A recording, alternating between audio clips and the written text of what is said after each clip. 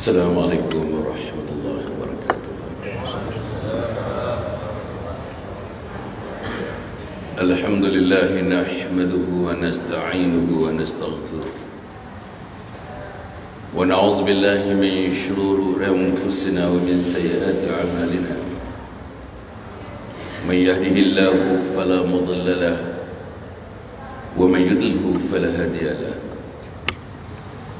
أشهد أن لا إله إلا الله وأشهد أن محمدا عبده ورسوله. اللهم صل وسلم على هذا النبي الكريم سيدنا محمد وعلى آله وصحبه أجمعين. سبحانك لا علم لنا إلا ما علمتنا إنك أنت العليم الحكيم ولا حول ولا قوة إلا بالله العلي العظيم.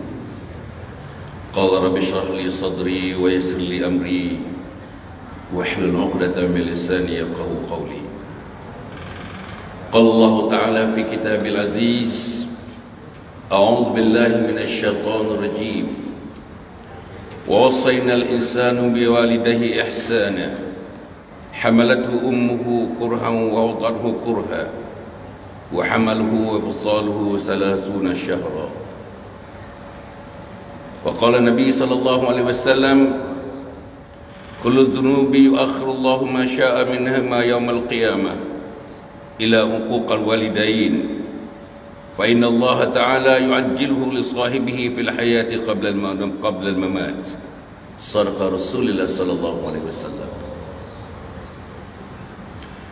Yang dikasihi saudara pimpinan, tuan pengurusi dan saudara pimpinan kepada Masjid Sayyidina Ali ini,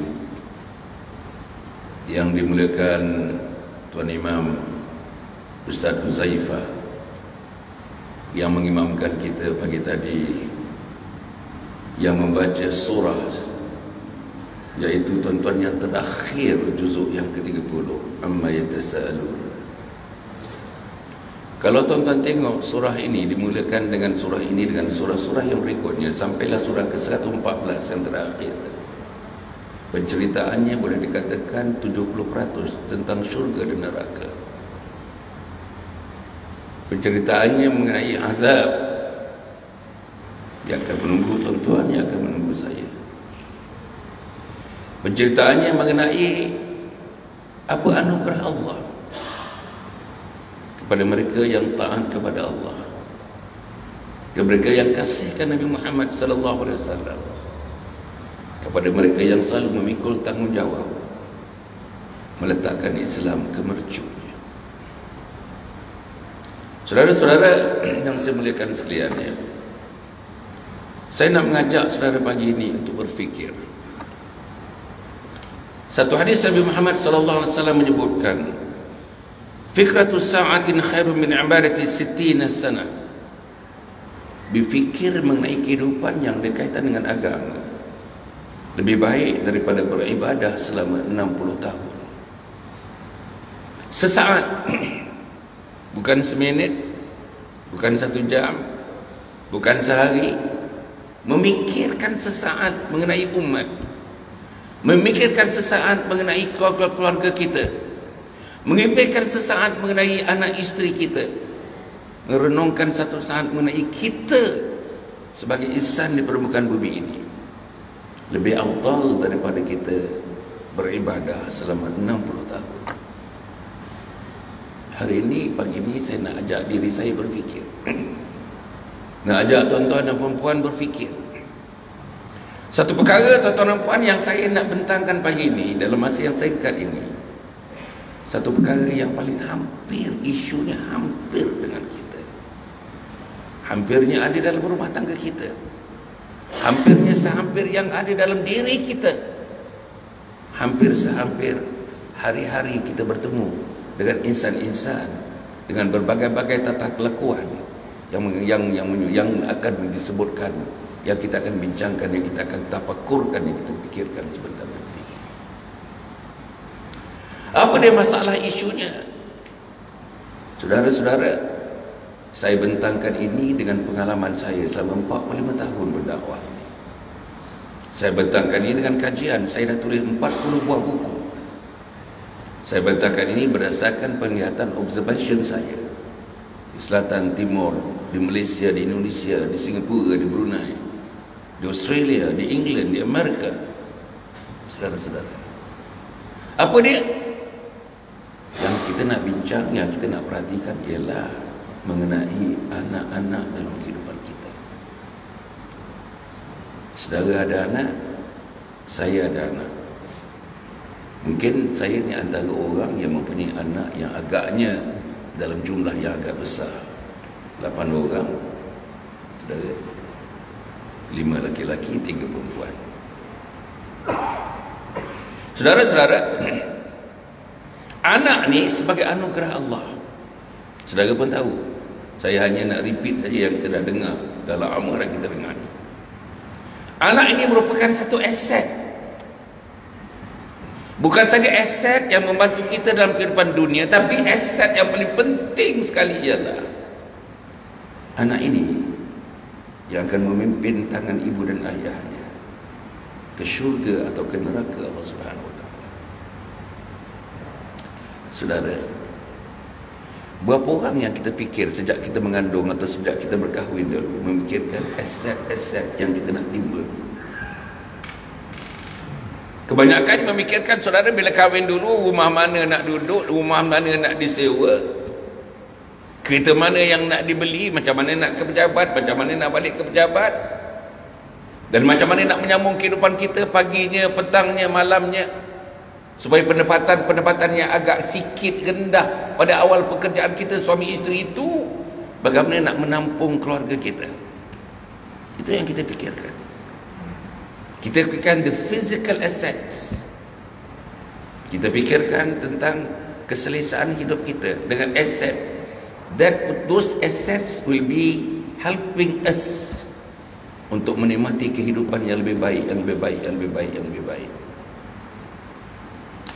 Tapi ada satu aset yang agaknya kita take for granted. Saya have been taking it for granted. Sehingga saudara, bila kita take this one for granted, akhirnya tumpuan kita kepada perkara ini agaknya tidak sehebat dengan tumpuan yang lain-lainnya. Kita bekerja sekarang ni oleh kerana tumpuan pekerjaan untuk mendapatkan pendapatan yang lebih kerana cost of living terlalu tinggi di Malaysia. Biasa sekarang di Kuala Lumpur. Saya tak tahu dekat sini, di Bukit Sentosa. Kalau di Bukit Kuala Lumpur, tempat saya, Damansaranya, tempat saya di Taman Tunnya, anak-anak muda pagi bekerja dengan Dewan Bandaraya. Habis kerja pukul 5, balik ke rumah sekejap, selepas maghrib sambung lagi sampai pukul 2 pagi. Bawa Grab, tuan-tuan. Kebanyakannya tidak ada dah mono occupation, mono profession, mono career, sudah tidak ada. Mono satu, tak ada dah. Kerana nak menyambung kehidupan kita. Saudara-saudara, dalam keadaan gairah ni kita nak hidup ini. Gairah. Tuan-tuan pun gairah. Saya pun gairah. Nak hidup. Nak hidup, nak menikmati satu kehidupan untuk anak kita yang kita sayangi. Kita tanda anak kita, tuan-tuan, melepik-lepik, melepak-lepak. Tak nak dah. Kita nak sesuatu yang terbaik hasil daripada usaha, kerja kita, keringat kita. Kita tak nak isteri kita menderita. Kita tak nak anak-anak kita, tuan-tuan, berbeza dengan anak orang lain. Kita nak anak kita ke sekolah macam anak orang lain. Kita anak kita bertuition macam orang lain. Kita nak anak kita berjaya macam orang lain. Tapi saya nak bagi tahu, tumpuan kita, saudara-saudara, dalam pengalaman saya, buku-buku yang saya tulis, kita memang, saya tabik dengan mak bapak, tuan-tuan dan puan, yang memberikan perhatian yang sangat serius kepada kehidupan untuk hidup mendapatkan selesa di dunia ini. Tak ada orang yang tak suka tengok anak pergi sekolah yang lengkap, pakaiannya lengkap, duit poketnya lengkap, tuan-tuan, homeworknya lengkap, semuanya lengkap. Tak ada orang yang tak suka mendengarnya hujung-hujung tahun anak kita naik stage, tuan-tuan, menerima sesuatu daripada gurunya, hadiah tahunan. Tak ada orang yang tak suka mendengar anak kita SPM dapat 12A. Bagus, tuan-tuan, memang bagus. Tetapi along the line, along the process, kita terlupa satu perkara, perkara yang sangat penting.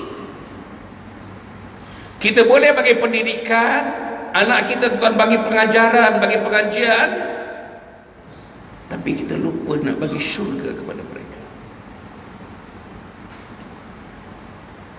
Kita belikan apa yang dia nak. Setiap hari jadinya tuan-tuan dan puan dia. Menjadi tradisi dalam keluarga saya. Cucu adalah 16 sekarang tuan. Ada sambutan hari jadi, sambutan hari jadi, sambutan hari jadi. Everyone will be expecting me as grandfather, me as father, to have something for them sebagai remembrance kepada hari jadi masing-masing. Ditunaikan. Dan saya cuba bagi yang terbaik pada anak saya. Yang terbaik tuan-tuan. Setiap bilik ada water heater rumah saya tuan-tuan. Betul. Setiap bilik aircon rumah saya. 7 bilik rumah saya tuan-tuan. 7 bilik. Saya nak bagi yang terbaik kepada mereka. Tapi saya tuan-tuan nampak, kalau bagi yang terbaik, kita nak terbaik untuk mereka berjaya dalam dunia semata-mata. Terbaik apa namanya itu? Inilah yang berlaku. Kita bagi pelajaran, tapi kita tidak mentarbiah dia untuk hidup dan akhirnya menjadi ahli syurga. Kita bagi kesenangan, kesenangan itu tidak membantu mereka, mendekatkan mereka kepada Allah Subhanahu wa taala. Kita bagi mereka pelajaran yang tinggi tuan-tuan. Pelajaran yang tinggi tidak memulihkan mereka bertafakur macam kita bertafakur pagi ini, untuk memikirkan agungnya Allah, kerdilnya kita dalam hidup di dunia ini. Puan-puan yang saya muliakan sekalian, inilah yang harus kita fikirkan. Hari-hari tuan-tuan, saya mendapat message daripada ibu bapa, kerana saya pernah terlibat dengan ibu bapa ini. Saya telah terlibat dalam summer camp. I'm sure some of you have followed my summer camp. I participated in my summer camp. Mana-mana saya pergi tuan-tuan, mana-mana saya pergi, ada saja budak yang dulu budak sekarang sudah berumur 42 tahun, anak dah 5 orang tuan-tuan, yang pernah mengikuti summer camp saya 35 tahun yang lalu. Ada ibu bapa datang berjumpa saya tuan-tuan, betul-betul tuan-tuan, nak cium sikit doktor, nak cium dahi doktor, nak cium sikit. Pasal apa? Nak ucapkan tahniah 3 orang anak yang dihantar ke summer camp. 2 orang menjadi doktor pakar, 1 orang menjadi engineer, dah berjaya. Dan mereka tak pernah, bila balik, tak pernah tak melakukan 5 perkara yang doktor ajar. Apa dia? Salam emak, cium tangan emak, peluk emak, cium dahi emak, bisik di telinga emak, I love you mama, I love you mama, I love you, I just love you mama. Inilah tradisi yang ditinggalkan. Dan saudara-saudara, teman-teman bagi tahu saya, alhamdulillah, anak belajar di Australia, anak belajar di England, anak belajar di Amerika. Tapi mesej yang kita dapat, alhamdulillah, mereka dapat ilmu dunia, ilmu engineering mereka dapat, ilmu architecture mereka dapat, ilmu biologi mereka dapat, ilmu biochemistry mereka dapat, semuanya mereka dapat. Tapi mereka juga mendapat ilmu Islam di Amerika. Mereka mendapat ilmu Islam di United States. Mereka mendapat ilmu Islam di United Kingdom. Mereka dapat ilmu Islam di Australia. Mereka dapat ilmu Islam di Switzerland. Mereka dapat ilmu Islam di Rusia. Kebanyakan yang menuntut ilmu medicine di Rusia. Tuan-tuan ingat satu masa dulu, agaknya dalam 20 tahun, 30 tahun yang lalu, budak-budak balik daripada England lebih hebat balik daripada Azhar University. Tuan-tuan tengok ya.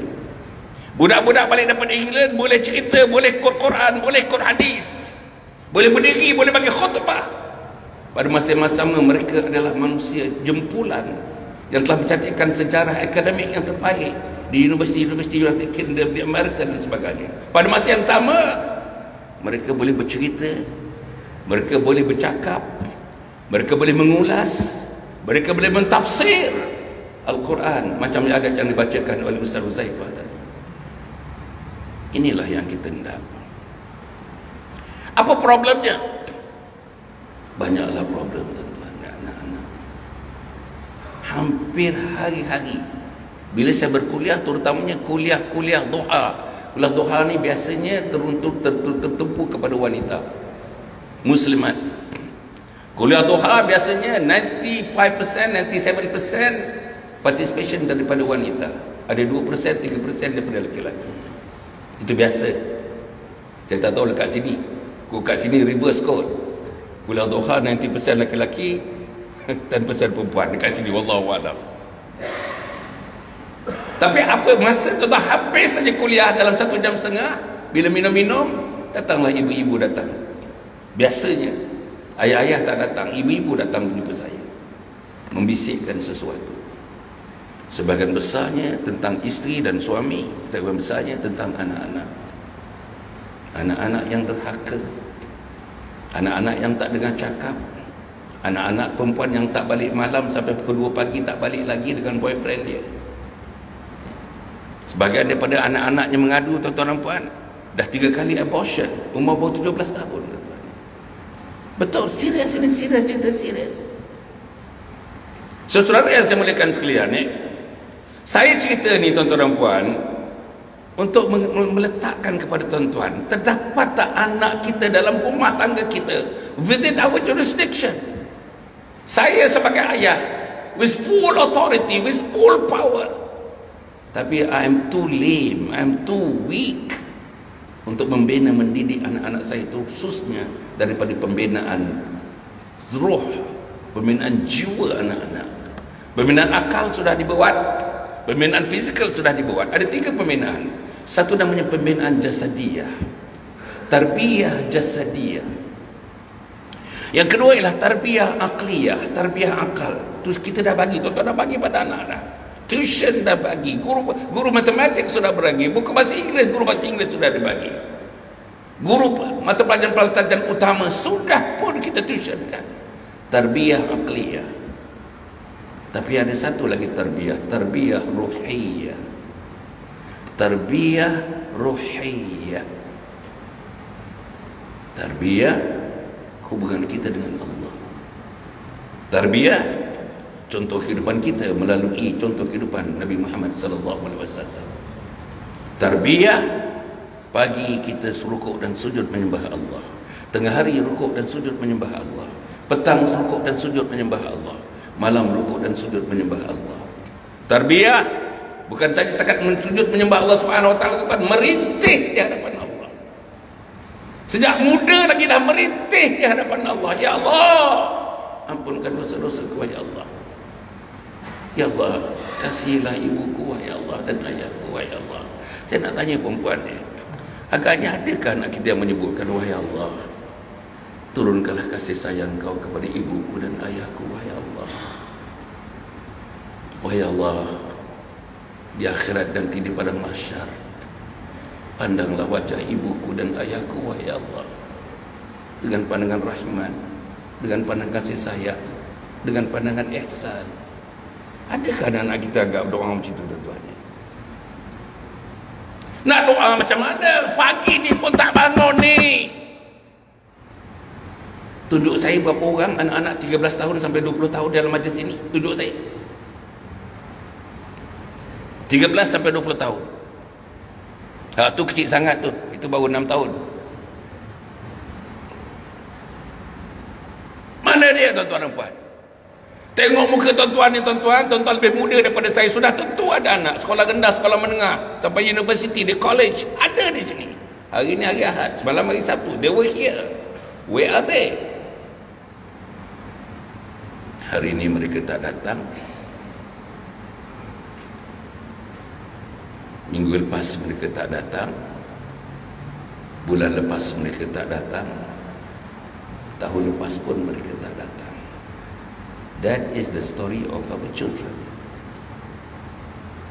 Berikutan dengan itu tuan-tuan dan puan, discovery yang saya dapat, Masya Allah tuan-tuan, ada anak kita tak tahu wudu pun tak tahu berwudu.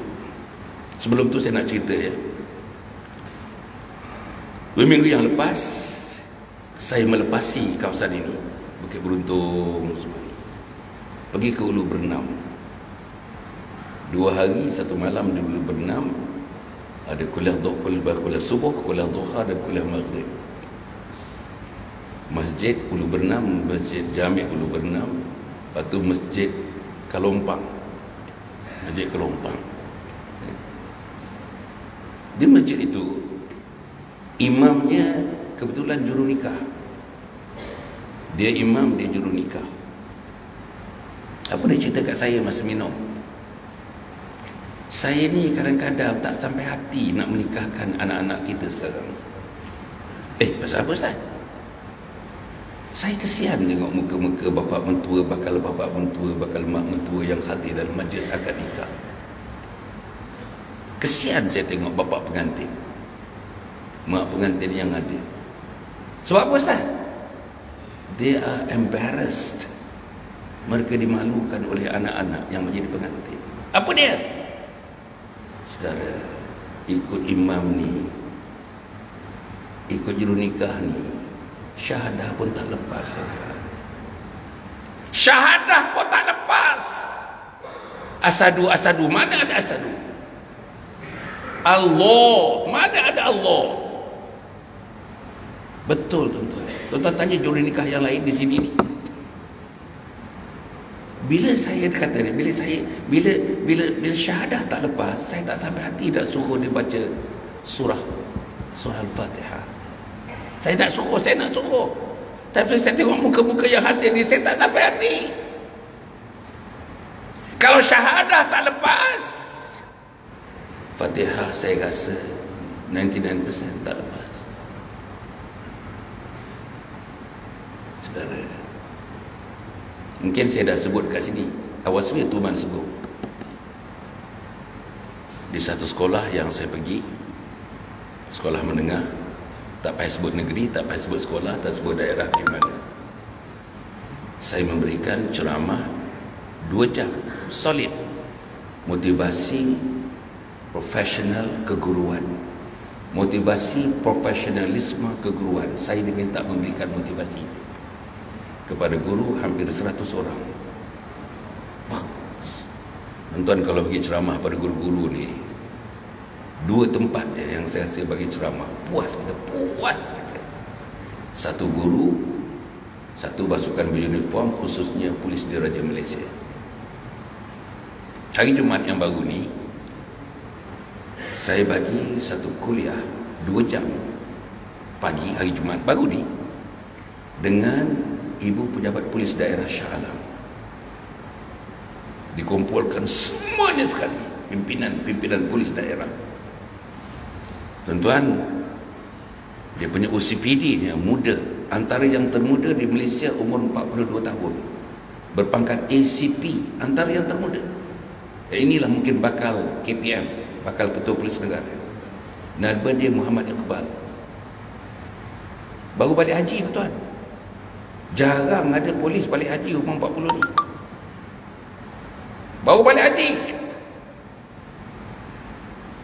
Jumaat malam Sabtu, Jumaat saya berjumpa dengan dia, dengan staf dia. Malamnya saya bagi syarahan kepada satu surau di Sentul.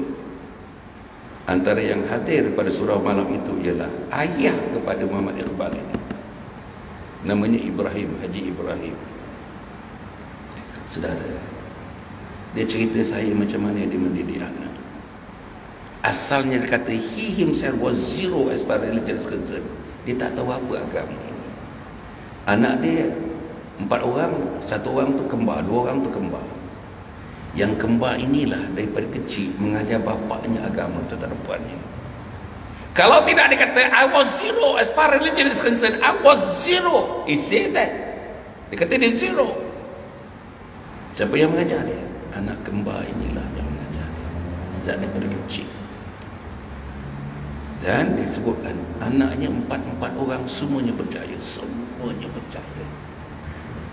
Dengan Petronas Oil and Gas, dengan polis pangkat yang macam ni, dia perlu muda 42 tahun sudah berpangkat sedemikian, tuan-tuan dan puan.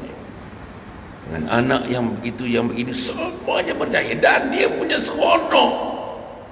Kejayaan itu berbekal dengan 2 jenis kejayaan. Kelihatan dunianya berjaya dan akhiratnya berjaya. Mana nak dapat, tuan-tuan, pimpinan polis yang muda macam ini?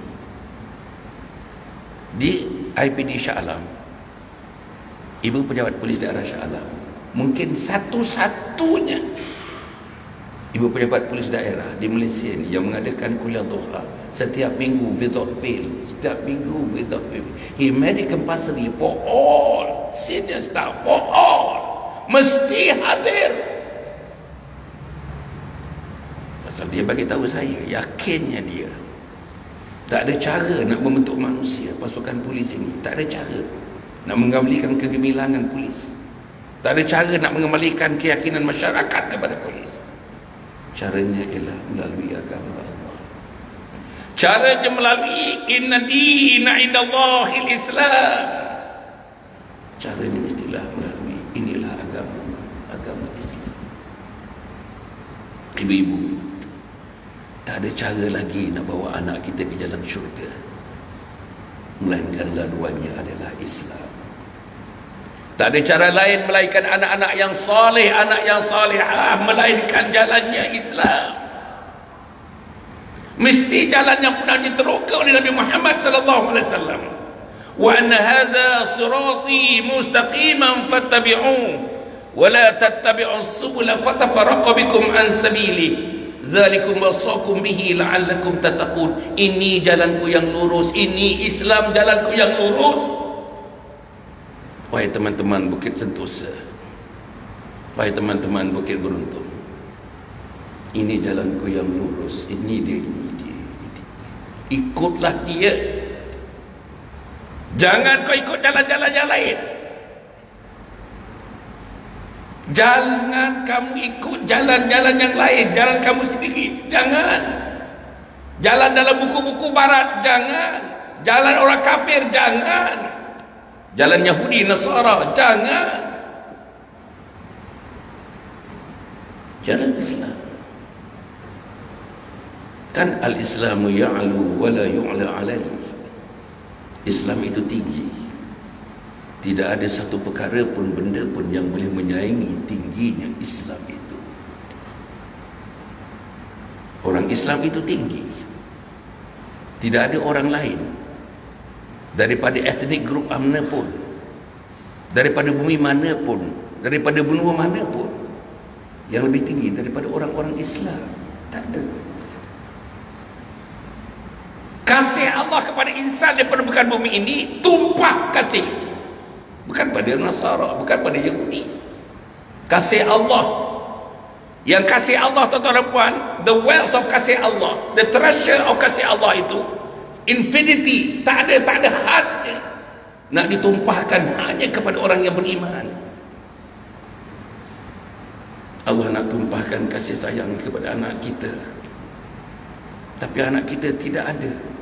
Tak ada alat untuk menyambut tumpahan kasih Allah kepada anak kita. Anak kita tak ada alat, they don't have the means. Dia tak sembahyang, dia tak jaga sembahyang. Dia tak jaga sembahyang, tuan-tuan. Mak bapak tak pernah semak sembahyang anak-anak kita. Saya nak tanya tuan-tuan soalan yang ketiga. Berapa orang dah semak, tuan-tuan? Tuan-tuan betul-betul semak sembahyang anak kita daripada awal hingga akhir bersama-sama dengan Ustaz Huzaifah. Bawa Ustaz Huzaifah ke rumah kita, kumpulkan budak-budak, kumpulkan mak bapak, semak seorang-seorang. Buat sembahyang subuh 2 rakaat daripada takbiratul ihram sampai bagi salam. Buat, tengok, dengarkan rukun qaulinya, tengokkan rukun fi'linya. Kita tak buat. Mana perempuan nak tahu sembahyang kita betul? Mana perempuan nak tahu bacaan kita betul? Mana tuan-tuan nak tahu Fatihah kita betul? Macam Imam Huzaifah baca tadi. Boleh kita baca macam dia baca? Tak ada sebab saudara tak boleh baca macam dia baca. Saudara dah umur 60 tahun, takkan tak boleh baca macam dia baca. Saudara dah umur 70 tahun, takkan tak boleh baca macam dia baca. Apa yang menghalang kita tak boleh baca macam dia baca? Betul tak beritahu saya? Yang menghalangnya, kita tak jumpa ustaz, kita tak jumpa orang alim. Kita dah pindah rumah 27 tahun, tak pernah satu ustaz masuk ke rumah kita, tak pernah seorang alim masuk ke rumah kita. Tak ada satu orang alim angkat tangan tetap berdoa untuk penduduk, untuk penghuni rumah kita.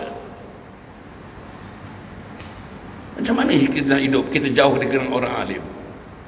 Macam mana kita nak hidup kita jauh daripada imam, daripada Bilal, daripada Syiah?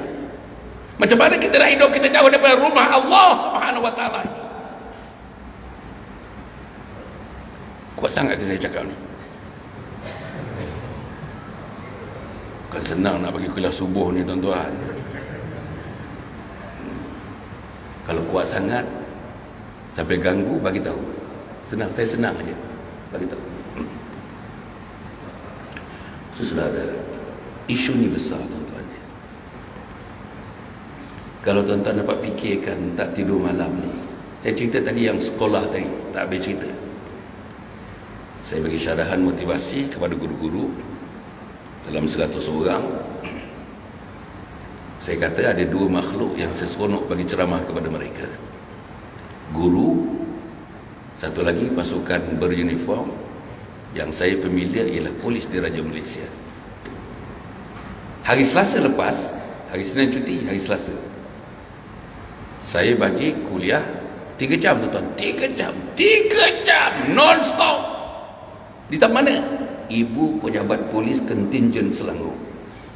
Tadi daerah, tuan-tuan, tadi daerah. Ini kontingen the whole Selangor. 16 OCPD semuanya ada. 16 timbalan OCPD semuanya ada.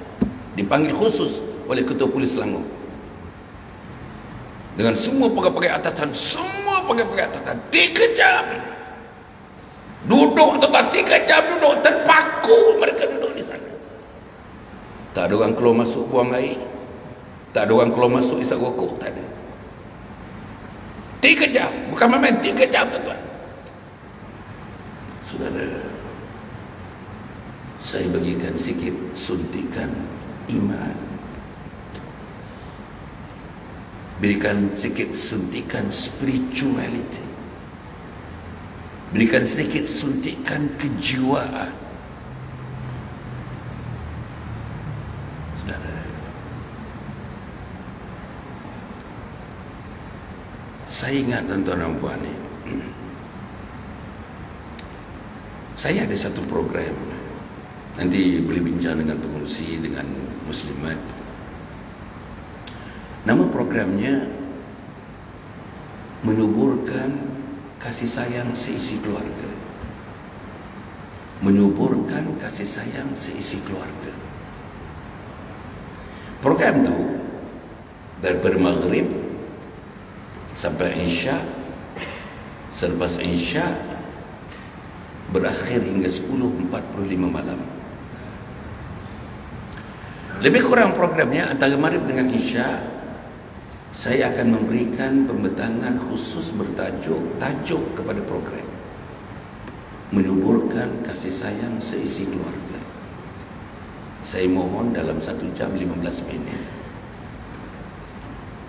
Habis kita sembahyang Isya. Imam masjid sembahyang Isya. Saya akan pimpin 2 solat.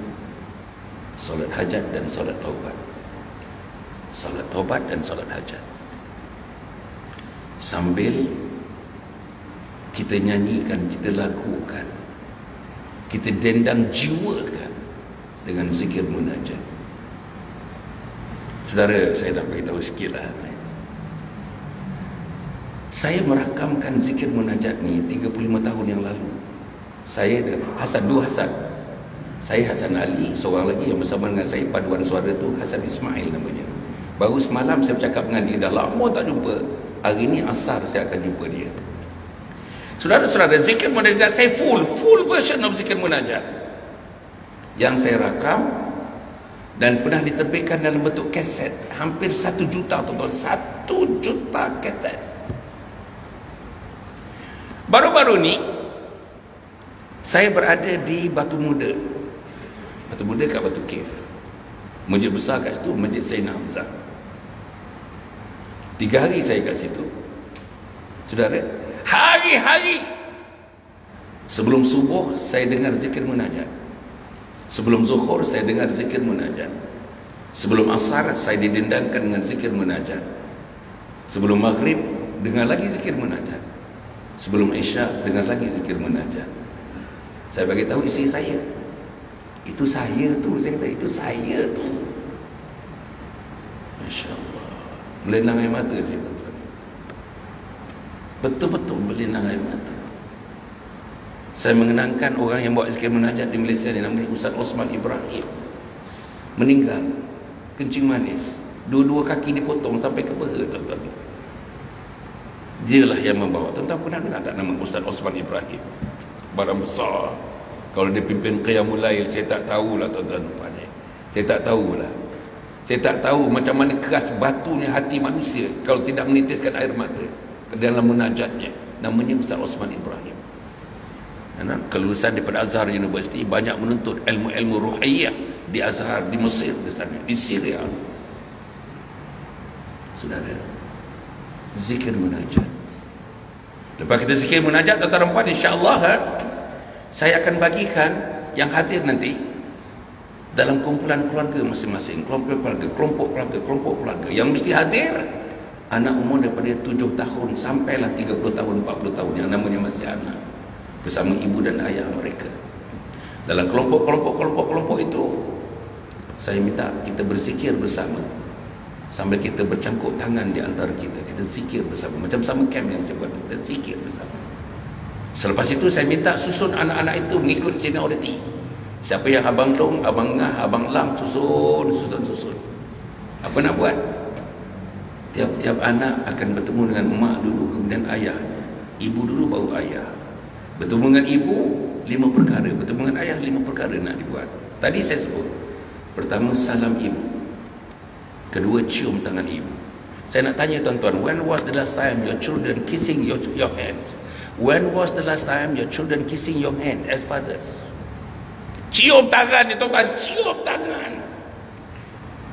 Kalau dia boleh cium tangan pemimpin sampai lekuk dia punya pipi dia, siapa pemimpin dibandingkan mak dan ayah dia?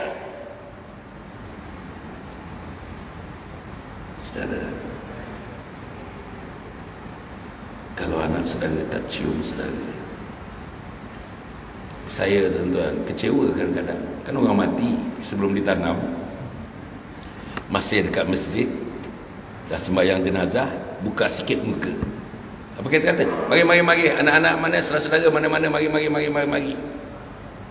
Bukalah, ciumlah mak, menangis-nangislah mak. Ciumnya. Mak dah kaku, tak ada apa dah. Nyawa dah tak ada, darah dah tak mengalir, otak tidak berfungsi, jantung tidak berdegup lagi. Kenapa masa itu baru nak manifestkan kasih sayang? Kenapa? Kenapa masih hidup kita tidak bayangkan kasih sayang, tak paparkan kasih sayang, tak hujankan kasih sayang dengan ibu kita, dengan ayah kita? Bila penghabisan, saya nak tanya tuan-tuan, ni soalan yang berikutnya. Bila penghabisan tuan-tuan bersantai-santai dengan anak dalam setengah jam di rumah, bercerita, senyum, gelak, ketawa bersama dengan anak? Bila? Bagi tahu saya bila. Ada ibu yang datang jumpa saya tuan-tuan Nun, berasal daripada Jitra Kedah. Bawa kereta tuan-tuan daripada Kuala Lumpur pergi Jitra. Jam sikit, dekat 6 jam. Yang diingat tuan-tuan tak lebih 5 perkataan anak bercakap dengan bapa dia dalam sepanjang perjalanan. Yang diingat. Tuan-tuan bayangkan, for 6 hours of journey and the children never talk to the parents, never. Only 5 words. Inilah yang berlaku.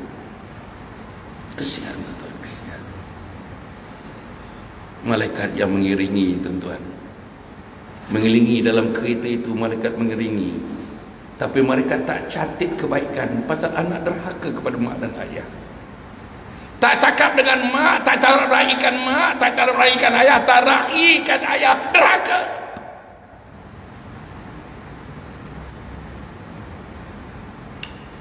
Saudara yang saya muliakan sekalian, rumah kita separuh mati, rumah kita tuan-tuan.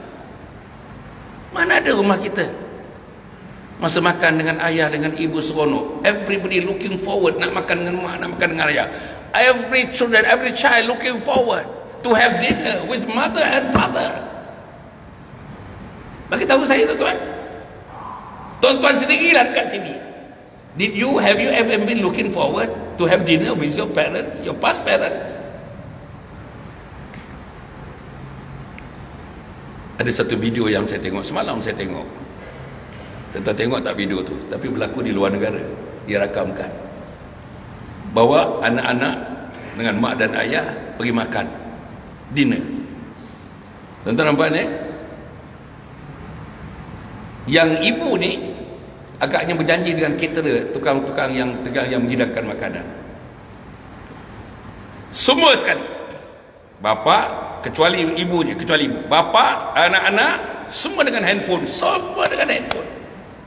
Daripada datang, daripada duduk, dia tak sedar pun makanan disajikan. Apa makanan yang disajikan, tuan-tuan? Daripada bekas besar tu, dia ambil satu persatu dengan alat, satu persatu dengan persatu, letak kat pinggan. Yang pertama sekali, tiap-tiap orang dapat telefon. Ambil tu telefon. Makanan, tuan-tuan dan puan. Lepas tu ambil charger tu. Letak. Tak sedar ni, kawan ni tak sedar. Bapa tak sedar, anak-anak tak sedar, tuan-tuan dan puan, yang dia nak makan telefon selepas ini. Betul, tuan-tuan? Inilah yang berlaku. Apa mesej nak disampaikan? Mesej yang nak disampaikan, kita sayang telefon lebih daripada sayang mak bapak. Kita pegang telefon lebih daripada pegang mak bapak. Tuan-tuan, kita dekati telinga kita dengan telefon lebih mendekati nasihat ibu bapa. Saudara yang berhati sekalian, tu ada dia sambil pukul apa ni agak-agaknya, ikut saya. Biasa sambil pukul apa? Biasa. Saya ikut yang biasa. Sambil pukul apa? Macam mana? Oh, ikut penceramah. Lepas ni ada minum kan? Ada minum tu kita pendekkan sajalah ceramah kita. Saudara, salah satu kedurhakaan yang saya nak sebut ni, kita membebankan mak-mak yang sudah tua dengan menjadikan dia pengasuh-pengasuh kepada cucunya. Dan ini rampant sedang berlaku, tuan-tuan. Why? Because you send to kindergarten. Saya ada taska. Saya ada 4 taska. Ibu bapa tak mampu nak hantar anak kepada taska. Ada taska di KL, tuan-tuan. Tuan-tuan percaya tak percaya, sebulan bayar je 2,100. Taska, tuan-tuan, taska. Taska ni budak-budak di bawah 4 tahun. Lebih 4 tahun tadika. Sebelum 7 tahun. 7 tahun pergi sekolah. Ada taska yang yuran bulanannya RM2,100. Salah satu daripadanya di Mont Kiara, dekat rumah saya sendiri. Mont Kiara pergi Taman Tun, dekat Mont Kiara. Tapi yang average-nya 800 ke 1,000 sebulan. Itu average. Di sanalah. Di sini saya tak tahulah berapa tadika taska kat sini. Jadi tak mampu ya. Mak bapak tak mampu nak hantar anak-anak sedemikian rupa. Jadi hantar ke rumah mak dah berumur 67 tahun. Sakit lutut, baru sakit sebelah kanan, sakit kiri dah mula. Lutut sebelah kiri dah mula sengal. Yang kanan tu dah tak boleh terpeleot, dah tak boleh dah.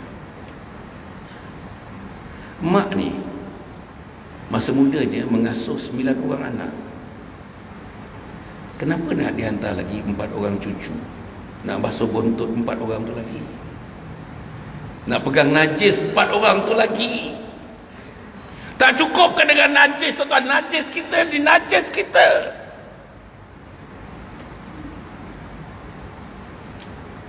Kesian, tuan-tuan. Saya selami hati ibu-ibu tua ni yang terpaksa menjaga cucu. Ambil hantar cucu pukul 7, ambil cucu pukul 7 malam. Ambil siap-siap. Ibu tua itu hantar sampai muka kereta, tuan-tuan. Anak masuk kereta, mak bapak tak keluar kereta pun. Anak masuk kereta, kereta memang dah berstart nak berjalan, masuk dia tu jalan. Tak pandang muka ibu itu pun. Tak ucap terima kasih pun. Itulah kita. Itulah kita. bayangkan ya. Yang diceritakan kepada saya, ibu-ibu ni tuan-tuan, dia kata kalau kita orang gaji jaga, ada orang gaji, kena bayar sekarang ni 1,500. That is minimum wage. Saya bayar orang gaji saya 1,500 sekarang. Tapi kenapa bila hantar rumah emak, tak ada 1,500, tak ada, setengahnya tak ada bayar pun. Pasal mak. Saudara, fikirkanlah.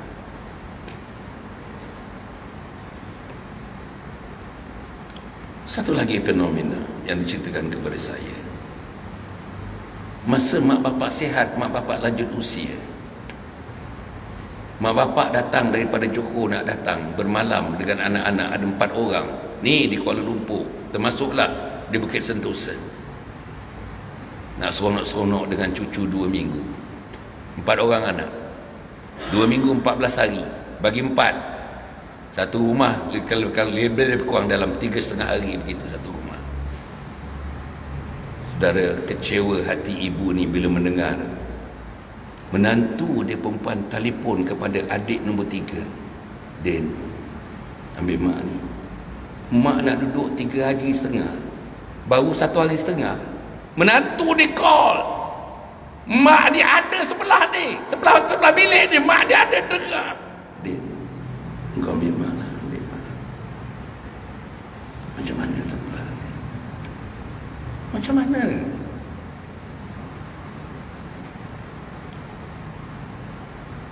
Hadis mengatakan, tuan-tuan dan puan, bukan mendengar, terdetik hati seorang ibu oleh kerana perkataan perbuatan anaknya. Terdetik, tertutuplah pintu syurga bagi anak itu.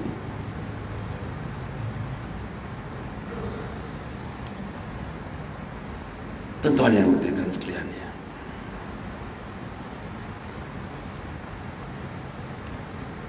saya boleh pergi terus menerus, tapi tuan-tuan dan puan saja je saya nak sebutkan ya.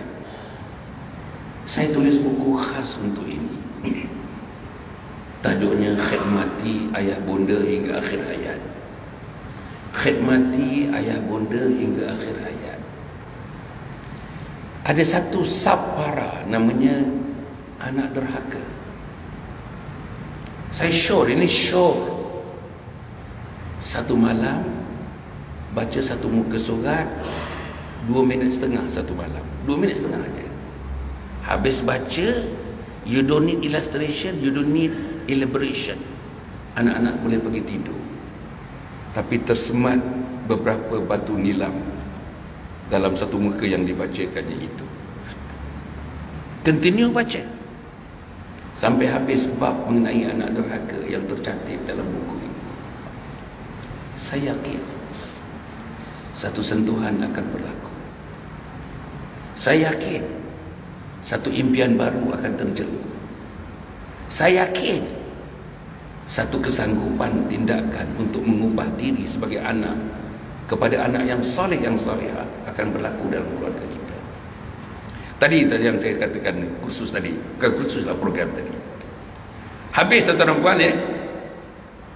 Habis selepas ibu bapa tadi dengan ibu bapa buat 5 perkara. Susun anak-anak, jumpa ibu dulu, salam ibu, cium tangan ibu, dakap tubuh ibu sebelah kanan dan sebelah kiri. Lepas itu cium dahi ibu. Pasal apa dahi ibu? Simahum fi wujuhihim min athari sujud. Di dahinya nampak tanda-tanda mereka sujud menyembah Allah. Sujud mak ayah ni berbeza dengan sujud kita. Sujud mak ayah ni ada rintihannya. Sujud mak ayah ni ada doanya. Sujud kita, sujud ayam patut beras saja. Lepas kita cium dahinya, kita menghadapkan muka kita kepada telinganya, mulut kita ke telinganya sebelah kanan. 2 perkara yang boleh diulang-ulang. Pertama, ulang 10 kali. Ma ampun, ma ampun, ma ampun, ma ampun, ma ampun. Makin ampun, makin dakap, makin erat, makin ampun, makin dakap, makin erat, makin ampun, makin dakap, makin erat, makin erat, makin erat. Yang kedua, setelah ampun, bisik 10 kali pula. Saya sayang mak, saya sayang mak, saya sayang mak, saya sayang mak. Tuan-tuan cuba bayang anak umur 31 tahun nanti sebut yang nombor 2 tu, saya sayang dengan mak, saya sayang pada mak, saya sayang pada mak, saya sayang mak. Apa tuan-tuan rasa Kalau anak umur 2 tahun sebut saya sayang mak, itu biasa. Dia melompat-lompat kat kita. I love you mama, love you mama. Itu biasa. Dia melompat-lompat kat kita. Lompat-lompat kat riba kita. Tapi anak umur 31 tahun peluk kita, bisik dekat telinga kita, I love you mama, I love you mama, I love you mama, mama, I love you mama. Jatuh hati kita tuan-tuan. Lama dalam ingatan kita.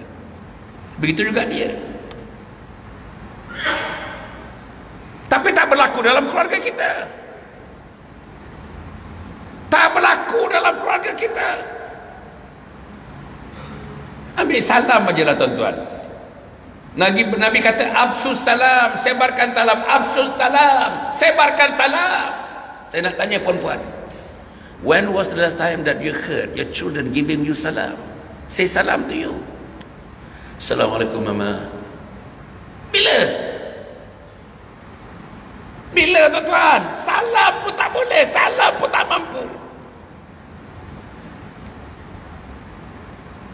Nabi berhijrah daripada Mekah ke Madinah. Sampai di pinggir Madinah, Nabi berada di atas untanya. Kaki yang suci, tak menjejakkan lagi kakinya ke tanah Yasrib yang suci. Daripada atas untanya, berdepan di hadapannya orang Muhajirin dan orang Ansar. Nabi menyebutkan, mula-mula Nabi buka mulut, pertama kali buka mulut, tiba di Madinah, di depannya orang Ansar, orang Muhajirin, masih di atas untanya, kakinya tak pijak lagi bumi Yasrib, bumi Madinah. Dia berdepan dengan orang yang di depannya, manusia-manusia Muhajirin dan Ansar. Apa Nabi kata? Ayuhan nas afshus salam wa at'imut ta'am wasilul arham wasallu bil laili wan nasu niyam tadkhulul jannata bisalam. Apa yang pertama? Sebarkan salam, sebarkan salam. Masuk rumah tuan-tuan balik, anti perempuan balik, masuk rumah sunat. Ada orang ke tak ada orang dalam rumah tu, ada kucing ke tak ada kucing ke dalam rumah tu, sunat. Buka saja pintu. Assalamualaikum. Ini ada dalam hadis ni. Kita buat.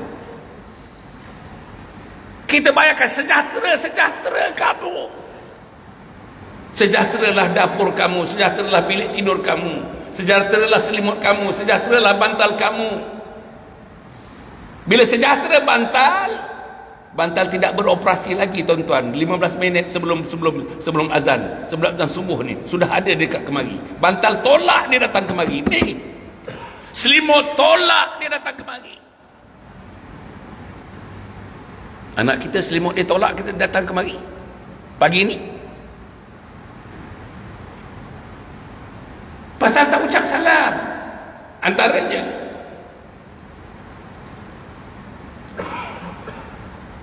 Dah pukul apa dah ni?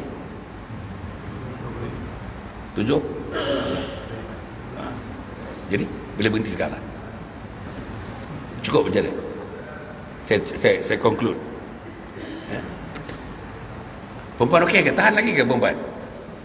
Tahan lagi ke ataupun macam mana? Perempuan dah letih ke macam mana ke?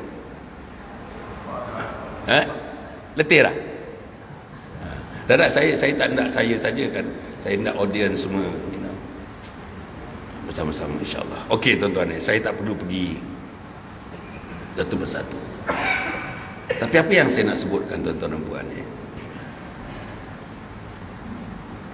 tuan-tuan nak tahu harga anak-anak kita ni. Tuan-tuan tak tahu nilai anak-anak kita ni. Tunggu nanti kita bila kita menghadap Allah Subhanahu Wa Taala. Tunggu nanti kita, nama Hasan Ali tak ada, Yang mengganti nama Hasan Ali itu ialah jenazah atau arwah. Hasan Ali mati di IJN. Katakanlah mati di IJN. Anak-anak saudara datang, teman-teman datang ke rumah saya di Taman Tun. Ditanya begitu ke? Bila Dr. Hasan nak balik, bila Dr. Hasan nak sampai daripada hospital? Begitu ke dia cakap ni? Dr. Hasan ke? Apa dia dapat kata? Bila jenazah nak sampai. Nama Dr. Hasan dah tak ada dah. Adakah orang kata pukul berapa Dr. Hasan nak dikebumikan? Tak ada lah. Bila jenazah nak dikebumikan? Bila arwah nak dikebumikan? Ketika itu baru nampak nilai anak-anak. Tuan-tuan dah berpuluh kali mendengar hadis ini. Idza matal insanu ta'ala mulu ila min amal min thalatha. Min sadaqatin jariyah wa ilmin yuntafa'u bi wa walidin salihun yad'u lahu. Mati anak Adam, semuanya tak diikut dia. Yang ikut dia 3 perkara. Apa dia? Sedekah jariah. Tuan-tuan, saya nak tanya tuan-tuan, satu hari berapa tuan-tuan peruntukkan untuk sedekah jariah? Kalau pendapatan suami isteri kedua-duanya dalam 7,000 sebulan, berapa peruntukan sebulan untuk amal jariah? Untuk fakir miskin, untuk anak yatim, untuk Palestin, untuk Gaza. Berapa? Tuan-tuan jawab sendiri je. Hari Jumaat baru ni, hari Jumaat ni 2 hari yang lepas, bila saya habis dengan IPD itu, saya semayang dekat situ. Ibu pejabat polis daerah, kat situ ada masjid, surau besar, sudah IPK nama, sudah IPK besar. Dan tengah duduk sebelum khutbah, tiap-tiap row tu ada tabung yang ada roller tu tolak. Masih ada orang yang bagi berdenting-denting lagi bunyi, tuan-tuan. Berdenting-denting ni artinya duit sen. Suasana begini, tuan-tuan, hati kita ni, di mana hati kita kalau kita bagi 30 sen? Gaji 7,000 suami isteri. Sebab itu keberkatan tak muncul. Salah satu akibat hilang keberkatan ialah Allah matikan hati-hati kita. Betul, tuan-tuan. Salah satu daripada akibat tuan-tuan amat hilang keberkatan ialah Allah matikan hati kita. Khatamallahu ala qulubihim wa ala sam'ihim wa ala absarihim ghishawah wa lahum azabun azim. Allah seal hati mereka. Allah seal pendengaran mereka. Allah seal penglihatan mereka. Yang menunggu mereka azab yang sangat pedih.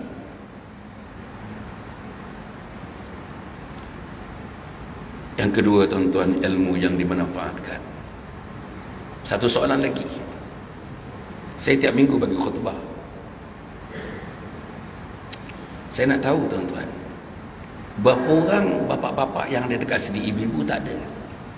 Yang balik kalau belum makan tengah hari, habis malam Jumaat makan tengah hari bersama dengan isteri dan anak-anak yang tidak bekerja, anak-anak yang ada di rumah.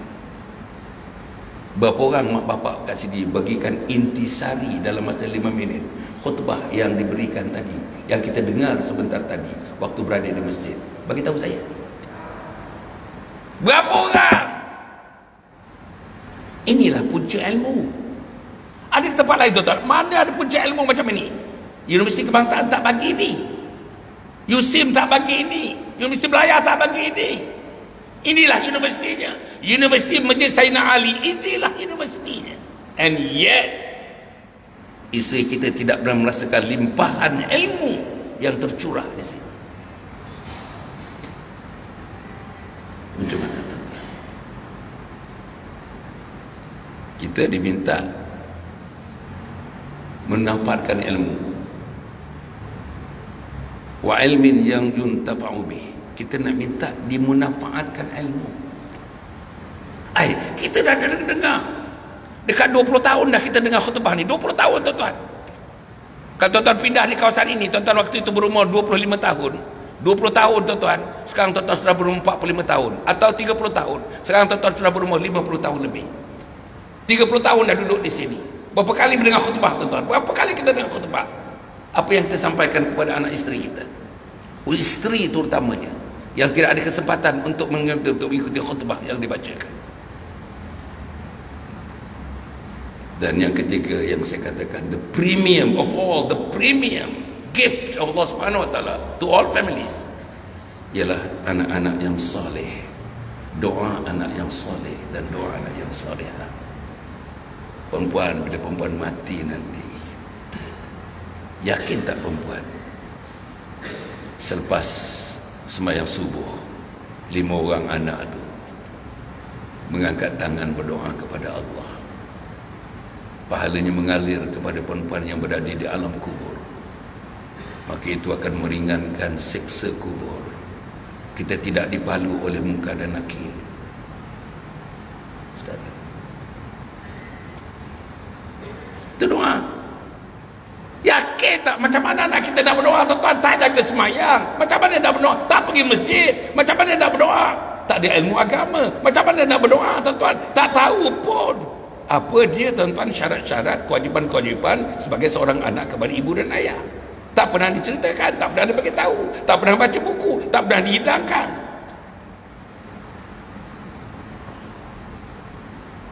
Maka sebab itu saudara, saya nak menamatkannya dengan memberikan 5 cadangan. Satu tuan-tuan, kita kena tengok balik susunan keluarga kita. Tengok balik susunan ilmu dan amal keluarga kita. Tengok balik susunan amalan-amalan Islami dalam keluarga kita. Wajib tengok balik. Saudara, lepas ini hari Ahad, kalau belum minum dengan anak isteri, sampaikan pesanan saya ini kepada mereka. Kalau tuan-tuan tak sampaikan pesanan ini hari ini, minggu depan Hasan Ali tak ada di sini, bulan depan dia tak ada di sini, tahun depan pun mungkin tak ada di sini, selama-lamanya Hasan Ali tak ada di sini lagi. Tapi sampaikanlah message yang pernah disampaikan, untuk disampaikan kepada anak yang merupakan premium gift daripada Allah Subhanahu Wa Taala kepada kita. Itu yang pertama. Yang kedua tuan-tuan dan puan, dalam pengurubahan pada struktur tadi ni, yang paling mudah dan yang paling berkesan, apa dia? Saudara, besok hari Isnin, apa nak buat? Semua anak yang berumur 7 tahun ke atas yang masih bersama dengan kita, naik kereta kita bersama dengan isteri, anak laki-laki, anak perempuan. Kalau anak perempuan ada mahram, kalau isteri ada mahram, sila. Mana nak tuju? Masjid Sayyidina Ali. Apa nak buat? Salat sunat subuh 2 rakaat di sini. Usolli sunat as-subhi rakaatain lillahi ta'ala di sini. Dan kemudian salat fardu subuh seperti yang diimamkan Ustaz Zuzaifah tadi. Bila imam menyebutkan waladhdallin, imam menyebut amin tadi, makmum menyebut amin. Tuan-tuan nak tahu, hanya subuh ni saja amin makmum disambut oleh penduduk langit. Siapa penduduk langit? Siapa penduduk langit tuan-tuan? Malaikat Allah. Berapa ramai malaikat tuan-tuan? Ada ulama mengata ramainya malaikat, 1 titik hujan 1 malaikat, 1 titik hujan 1 malaikat, 1 titik hujan 1 malaikat. Apa dia buat? Bila imam tadi Huzaifah sebut amin, makmum sebut amin, makhluk langit namanya malaikat menyambutnya amin. Setelah disambutnya amin, malaikat itu menyebut nama kita satu persatunya. Ya Allah, ampunilah mereka wahai Allah, ampunilah mereka wahai Allah, ampunilah mereka wahai Allah. Tuan-tuan tanda yang menjadi intercession itu malaikat who never betrayed Allah Subhanahu wa ta'ala, never.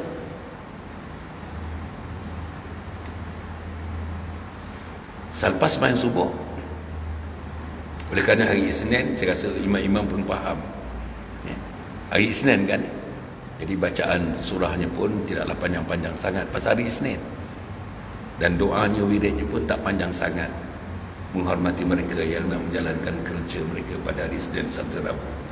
Tapi kalau hari Sabtu, hari Jumaat ke hari Ahad macam ni, sepanjang-panjang mana tuan-tuan, seronok. Tadi yang imam baca tadi, Masya Allah, kenapalah dia buat 2 kali amal yatasa'alun tu, kenapa diceraikan dulu, kenapa tak habiskan? Dalam hati saya seronok tuan-tuan, bacaannya perfect. Dan kita ada imam di sini. Mana nak dapat imam yang macam ini tuan-tuan? Di depan rumah kita, di sebelah rumah kita, dalam karya kita. Tapi kita tidak ada mengaminkan amin dia pagi tadi. Anak kita tidak mengaminkan amin pagi tadi. Malaikat di langit tak dengar amin daripada anak kita tuan-tuan.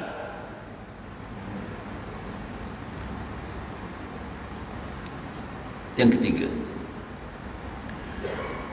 saudara teruskan bawa anak isteri subuh di sini selama 40 hari. Hari yang ke-41 ulama mengatakan, we don't simply have a language to explain how we feel, how the whole family feels. Perubahan yang berlaku daripada isteri yang mengomel menghidangkan makanan kepada suami, komelannya hilang, senyumnya menjelma. Daripada anak-anak yang pergi sekolah, yang mak bapak pun tak tahu dah pergi ke belum. Kadang-kadang tuan suami kita tanya, Iman dah pergi ke? Dah pergi ke belum? Alah, tengoklah kasut dia. Kalau ada tu ada lah, tak ada lah dia. Itu jawab isteri kita tuan-tuan. Tengok kasut. Bukan tengok dia salam mak dia, dia cium mak dia ke. Tak ada, tengok kasut. Abang kau dah pergi ke belum? Alah, motornya ada lagi mak. Begitulah kita. Jadi 40 hari, hari ke-41, definitely there will be changes. Keluarga yang selama ini tak nampak besarnya Sayyidina Ali ni. Ada orang tak nampak Ustaz, ada orang tak nampak. Allah ini kerja Allah. Dia tak nampak tuan-tuan. Dia tak nampak besarnya Masjid Sayyidina Ali ni. Dia tak dengar bunyi laungan azan. Saudara, sebab itu umurnya dah 63 tahun. Dia jejak pun hari Jumaat pun dia duduk di belakang, diri belakang. Itulah kita nak mati sebagai seorang Muslim. Itulah kita nak mati sebagai seorang mukmin. Saudara yang saya muliakan sekalian, saudara, 41 hari, hari yang ke-41, insya-Allah suasana rumah berubah tuan-tuan. Kalau selama ni mak bapak kita dengan datuk nenek kita bertandang di depan TV, drama demi drama, drama demi drama, drama saja tu, drama. You buka pukul 4 pagi tuan-tuan, dah drama dah. TV1, TV2, Astro, semuanya. Kesian. Saya pernah pergi rumah kawan tuan-tuan.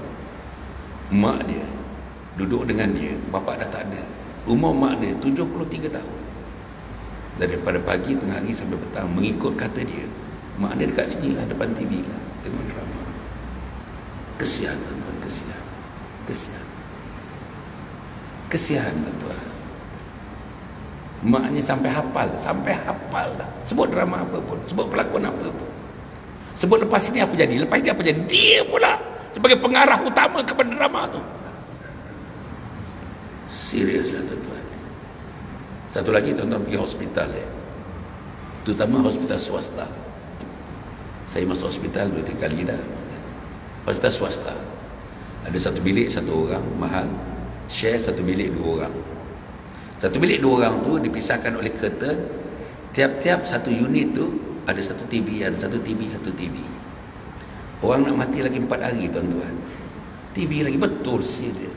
Tengok lagi bola tak bola. Tengok Messi, tengok Ronaldo, tengok macam mana tuan-tuan? Anak yang datang tuan-tuan, anak yang datang tercegat dengan isterinya. Tanya tuan-tuan, dah makan ubat ke belum? Itu saja. Pandang nurse, okey nurse, terima kasih nurse. Itu saja. Lepas tu isteri kita pencalit belahu di belakang tu, ajak balik. Kita belum balik. Mana ada anak yang tanya, ayah dah asar ke belum? Ayah, tadi yang tu bahan tu, yang tayamum tu, yang kita dah bagi tahu nurse tu, ketua nurse tu, dah gunakan betul tu, yang bahan-bahan tayamum tu. Mana anak kita nak tanya? Tuan-tuan bagi tahu saya. Nak mati ni, lagi 4 hari nak mati tuan-tuan. Lagi 4 hari. Ini mati sungguh ni tuan-tuan depan ni. Mana tuan-tuan? Tuan-tuan nak tengok? Tuan-tuan tengok ada usaha anak tuan-tuan. Kalau katil dekat hospital tu tak menghadap kiblat, minta kelulusan daripada matron nak hadapkan kiblat katil itu. Dan anak mengimamkan solat, ayah tuan-tuan bersama-sama dengan mak dia di belakang salat. Orang nak mati salat. Itulah premiumnya anak yang soleh dan anak yang solehah. Yang keempat tuan-tuan dan puan anak yang soleh, anak yang solehah ini diharapkan insya-Allah waktu kita berada di satu masa yang paling kritikal, bila sakratul maut, nazak sakratul maut, kita hendak anak kita sendiri membisikkan telinga kita, ayah la ilaha illallah, ayah la ilaha illallah. Bagi tahu saya anak yang mana yang nak mentalkinkan tu. Bagi tahu saya anak mana yang tahu kaifiat mentalkinkan orang yang nak menemui ajal, nak mati beberapa saat lagi itu. Bagi tahu saya apa cara-caranya, doa-doanya, apa bacaan-bacaannya, apa bagian Qurannya yang perlu dibaca bagi orang yang nak mati di saat akhir itu. Akhirnya saya nak ceritakan tuan-tuan ni, sahabat saya, mungkin saya dah sebut kat sini, 83 tahun meninggal. Sahabat, anak ada 8 orang, semua anaknya berjaya. 5 orang profesor, full profesor di Riyadh, di Mekah, di Madinah, di Dubai. Dan anaknya tuan-tuan dan puan dalam bidang korporat, ketua-ketua korporat anak dia. Saya menjarahnya 3 hari sebelum dia meninggal. Kawan-kawan baik, kawan baik. Tengok tuan-tuan ya, anak-anaknya semuanya balik. Daripada Saudi balik, daripada Australia balik semua.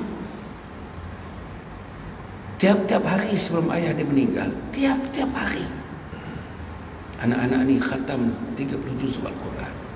Tiap-tiap hari. Tuan-tuan bayang, inilah premiumnya anak-anak. Dan kawan saya ni, saya dah cerita kat sini, saya rasa mungkin saya dah cerita, saya selalu cerita benda ni. Kawan ni tuan-tuan dulu pegawai tinggi dalam kerajaan, dalam institusi kerajaan. Dia salah satu sifatnya, habis saja dia tak pernah tidak datang ke masjid. Every prayer that he would perform the prayer in the masjid. Tak pernah ditinggalkan masjid. 83 tahun, sihat walafiat. Habis saja dia sembahyang, habis berwirid bersama imam, habis mengaminkan doa imam, dia akan ambil rehal besar. Masjid saya tu rehal besar, pasal Quran semua Quran besar. Quran besar tuan-tuan. Quran macam imam baca tu. Masjid saya semua Quran besar itu. Dia akan duduk, dia duduk tempat tu, dia tak beralih-alih di tempat tu. Tiap-tiap hari itulah tempat dia. Apa dia buat? Satu hari dia khatam Quran 5 juzuk, 5 juzuk, 5 juzuk, 5 juzuk. 6 hari dia khatam 30 juzuk. 6 hari dia khatam 30 juzuk. Inilah limpahan bacaan Qurannya kepada anak-anak yang membaca Qurannya di saat akhirnya. Satu hari habis satu Quran 30 juzuk. Satu hari 30 juzuk. Satu hari 30 juzuk. Bergila-gila anak-anak itu. Saudara tak nak mati yang macam itu? Saudara tak nak mengakhirkan hayat seperti itu? Saudara rasa sukar ke? Tak sukar. Tak susah. Sekarang ni baru timbul kesedaran sekarang ni. Tak ada masalah, tak ada masalah. No regrets. Dalam Islam kita tidak dibenarkan regrets. No regrets. Buat semampunya. Buat semampunya. Tak ada regrets. Tak ada. Buat semampunya. Yang boleh buat A, buat A. Yang boleh buat B, buat B. Yang boleh buat C, buat C. Tapi jangan tak buat langsung. Terlalu banyak. Tuan-tuan yang akhir ni saya nak mengakhirkan. Ustaz ada telefon kat situ. Ustaz kalikan saja ya. 5 kali 365. 5 kali 365. Bukan kalkulator Ustaz. 5 kali 365. Berapa Ustaz jawapan dia? 1800. Kata 1800. Kali 20 tahun? Kali 20. 36,500. Saudara, ini calculation kalau kita meninggalkan sembahyang. Kalau kita sembahyang tak diterima oleh Allah, sembahyang tak betul rukunnya, sembahyang tak betul bacaannya, sembahyang tak betul tahiyat akhirnya. Ini yang rukun-rukun ni tuan-tuan puan ya. Sembahyang tak diterima oleh Allah 20 tahun. Saudara, 36,000. 36,000 sembahyang yang mesti diqada. 36,000 sembahyang yang mesti diqada. Jumhur ulama mengatakan mesti qada, mesti qada. Perempuan mampu nak qada 36,000? Tuan jawab sendiri. Are you able to do qada for 36,000 prayers? Ulama kata apa? Yang ini soft, ada yang berat, saya tak mau bagi yang berat. Tuan-tuan takut nanti dengar. Ini yang soft. Qada juga setakat mampu kita. Tapi sembahyang taubat juga. Nombor 3, nak tutup semua tu, salah satu penutupnya ialah infak.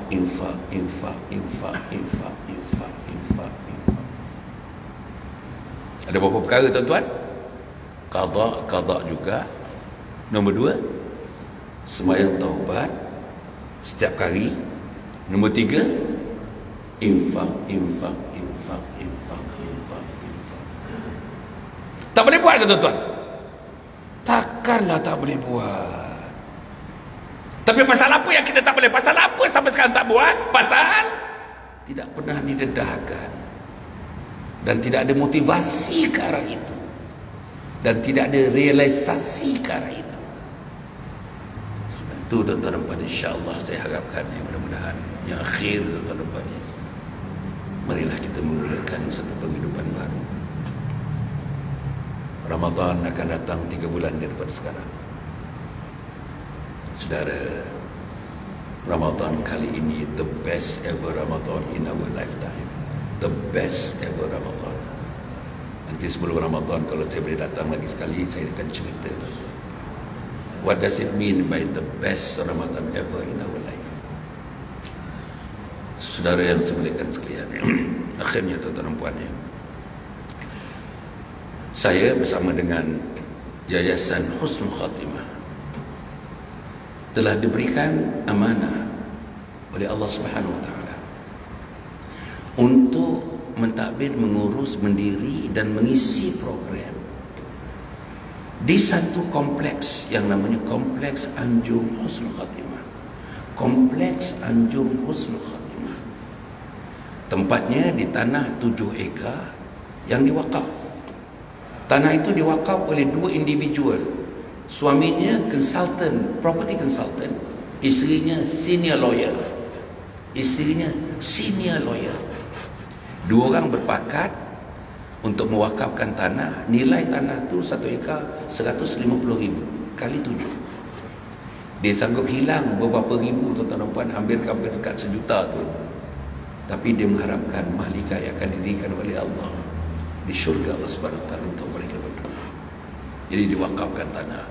Setelah diwakaf, pemilik tanah tu, nama dua-dua orang tu, suami isteri tu dah dibuang, being deleted, dikeluarkan daripada nama dalam geran.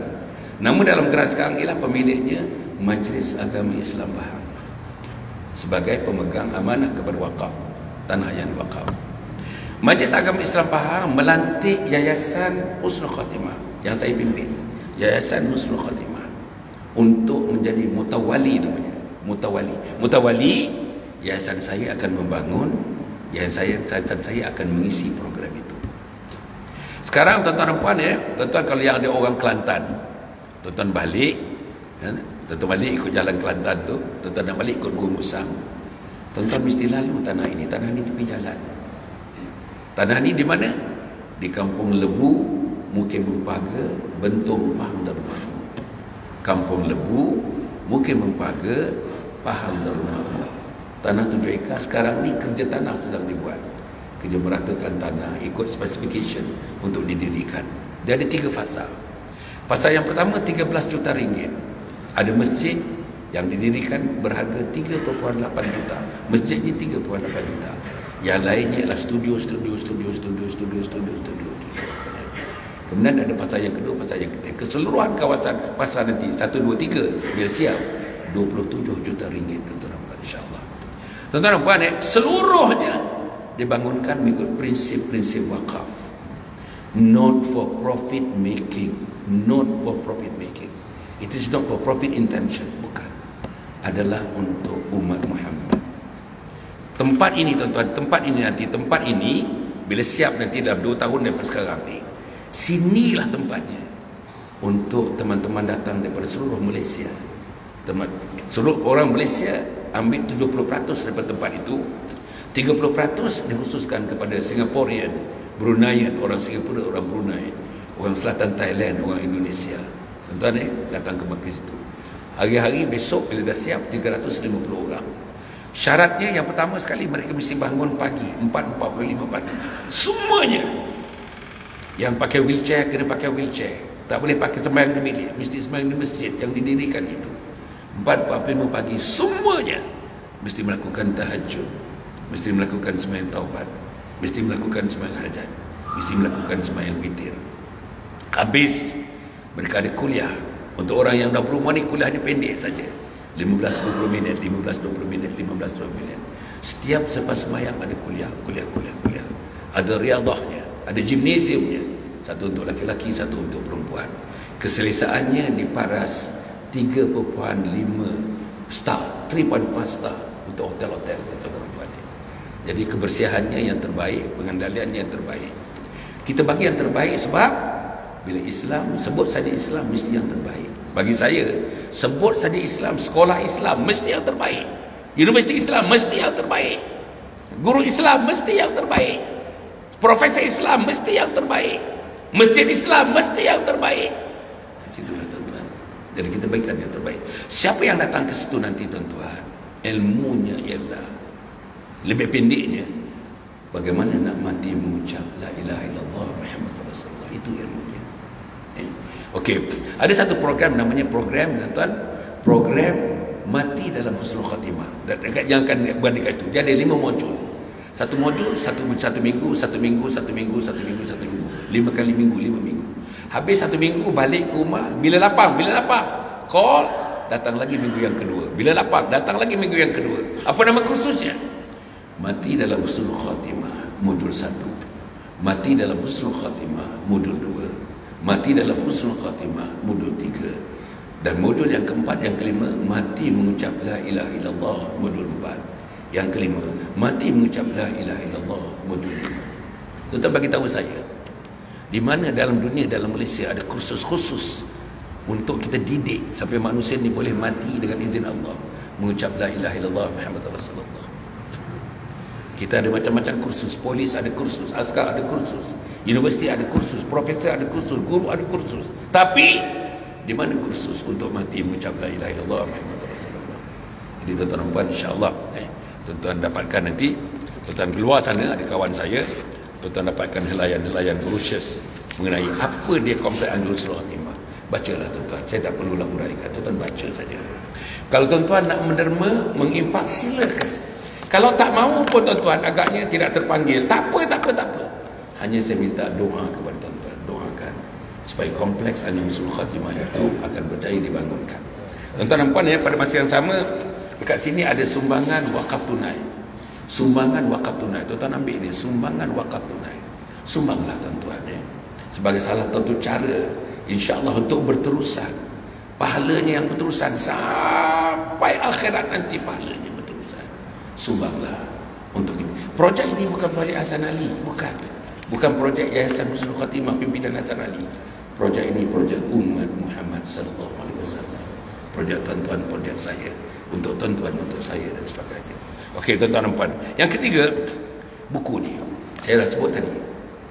Buku ni tajuknya Khidmati Ayah Bonda Hingga Akhir Hayat. Ini 3 buku yang terakhir. Saya tulis 40 buku tuan-tuan, ini 3 buku yang terakhir. Buku ni tuan-tuan dan puan untuk Anjur Husnul Khatimah ni, saya dah buat buku ni dan telah edarkan dan telah promosikan selama 2 tahun setengah. We have collected something like 2.6 million tuan-tuan. 2.6 million ringgit, dan sebagiannya dimasukkan terus dalam tabung komplek Anjur Husnul Khatimah. Inilah usaha saya buat. Dalam umur saya 76 tahun tuan-tuan dan puan.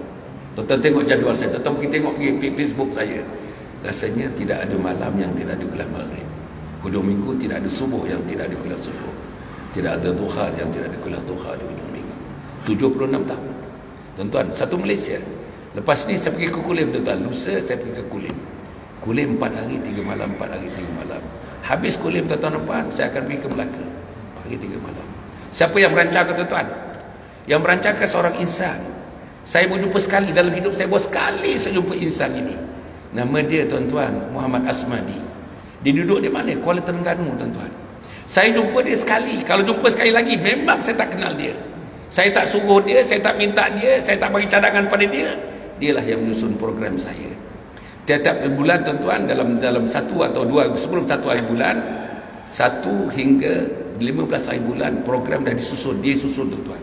Kuliah subuh, kuliah duha, kuliah maghrib, kuliah subuh, kuliah duha.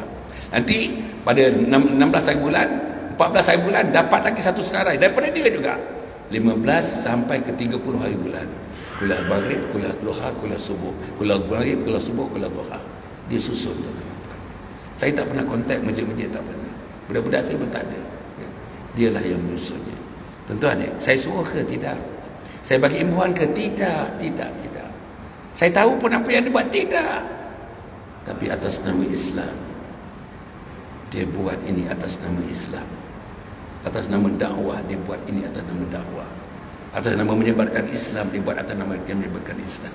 Atas nama nak tolong saya supaya saya mati di akhir hayat, mati dalam husnul khatimah, dia sayang saya, dia tolong saya. Inilah dia manusia Islam. Kalau ada di Malaysia ni 100 Asmadi tuan-tuan, 100 Asmadi, tak tahu macam mana suasana masjid, macam mana suasana surau yang ada di Malaysia ini tuan-tuan, insya-Allah. Marilah kita sama-sama. Okey tuan-tuan. Buku yang kedua ialah Husnul Khatimah, impian setiap muslim. Saudara-saudara, kita mengaminkan doa, Allahumma khtim lana bi husnul khatimah wa la takhtim alaina bi su'il khatimah. What does it mean? Apa dia? Inilah dia. Tuan-tuan baca, insya-Allah jelas kepada kita. Aku mesti mati mengucap la ilaha illallah Muhammadur Rasulullah. Apa dia punya rencamannya, apa alunannya, terkandung dalam buku ini.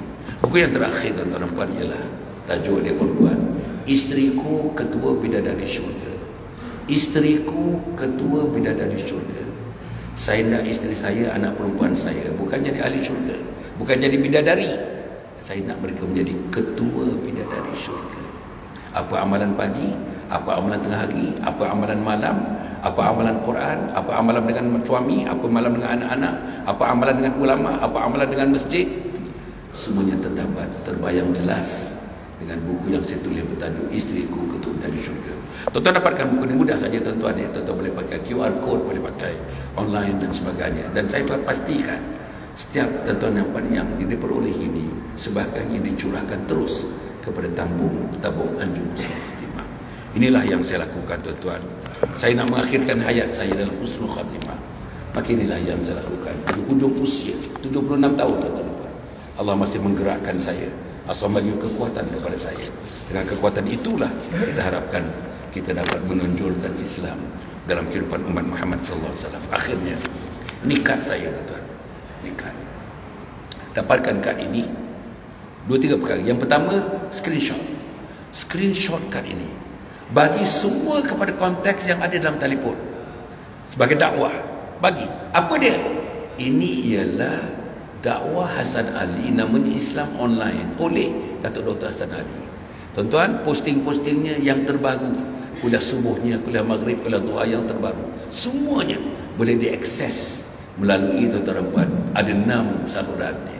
Ada TikToknya, ada Instagramnya, ada Telegramnya, ada Facebooknya, ada YouTubenya, semuanya ada kat sini.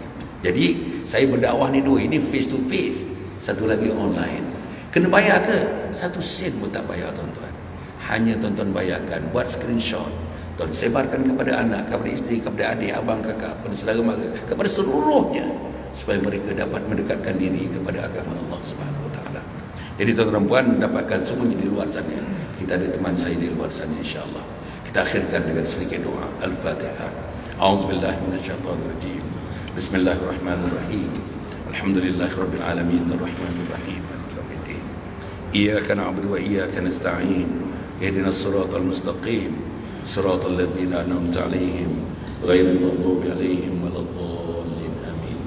Allahumma shalli 'ala sayyidina Muhammad sayyidil awwalin wal akhirin wa radallahu tabaraka wa ta'ala an kulli sahabat Rasulillah ajma'in. Ya Allah, ya Tuhan kami, kalau majlis ini merupakan majlis taman syurga, kami duduk di taman syurga. Taman syurga kan kami di syurga nanti, wahai Allah. Taman syurga kan kami di akhirat nanti, wahai Allah.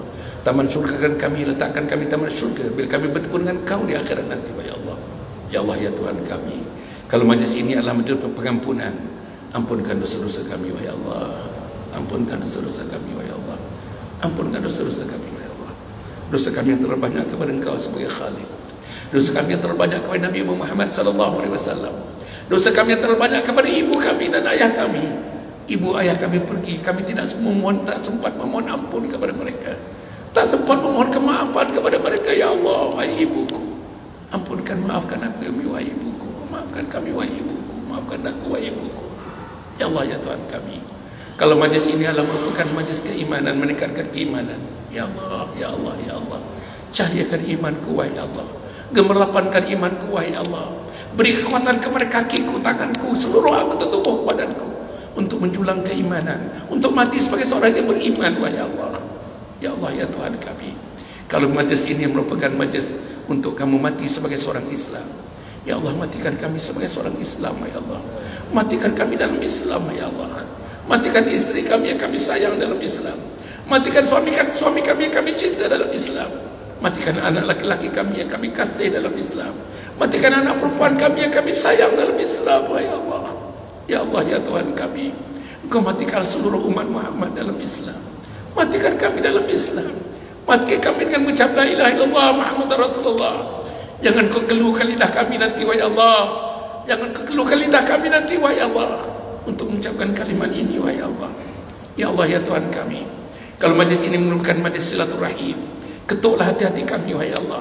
Satukan hati-hati kami di antara kami yang bertambah mengurus masjid ini, di antara kami dengan mereka yang mendatangi masjid ini, wahai Allah. Satukan hati kami, wahai Allah. Satukan hati kami, wahai Allah. Bersih putihkan hati kami, wahai Allah. Bersih putihkan hati kami dalam menguruskan masjid ini, menguruskan rumah Engkau ini, wahai Allah.